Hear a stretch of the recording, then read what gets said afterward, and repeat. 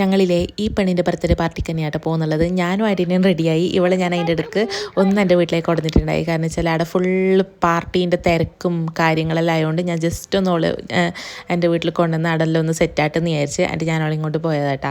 അവിടെ പോയപ്പോൾ നോളിയും റെഡിയാക്കി. പിന്നെ ഞങ്ങളെല്ലാം ജസ്റ്റ് ഒന്ന് ടച്ചപ്പ് എല്ലാം ചെയ്തു. ഇവൾക്ക് ഞാൻ ഐലൈനർ ഇട്ട് കൊടുത്തു, ബ്ലഷ് ഇട്ട് കൊടുത്തു. ഭയങ്കര രസമായിട്ടുണ്ടായി. അവളുടെ ഡ്രസ്സ് അടിപൊളിയാണ്. അവൾ നാട്ടിൽ നിന്ന് സ്റ്റിച്ച് ചെയ്തിട്ട് കൊടുന്നേട്ടാ.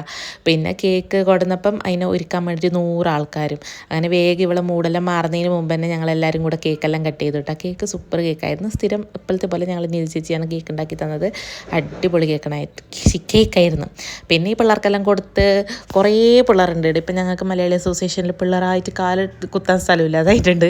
അങ്ങനെ എല്ലാ പിള്ളേർക്കും കേക്കെല്ലാം കൊടുത്തു. പിന്നെ ഞങ്ങളും കഴിച്ചിട്ടാ. കേക്കിൻ്റെ ഒന്നിച്ചിട്ട് മിനി സമൂസയും പിന്നെ നമ്മൾ നാട്ടിൽ കിട്ടുന്ന ടൈപ്പ് പരിപ്പോടെ കിട്ടും, അതും ഉണ്ടായി. പിന്നെ സൂപ്പ്, ചിക്കൻ സൂപ്പും വെജ് സൂപ്പ്, പിന്നെ ഒരു മുട്ടയും അതിലേക്കൊരു ചമ്മന്തിയെല്ലാം ഇട്ടിട്ട് അത് അടിപൊളിയായിരുന്നു കേട്ടോ. ഞങ്ങൾ ആദ്യമായിട്ടാണ് പാർട്ടിക്ക് ഉണ്ടാക്കുന്നത്.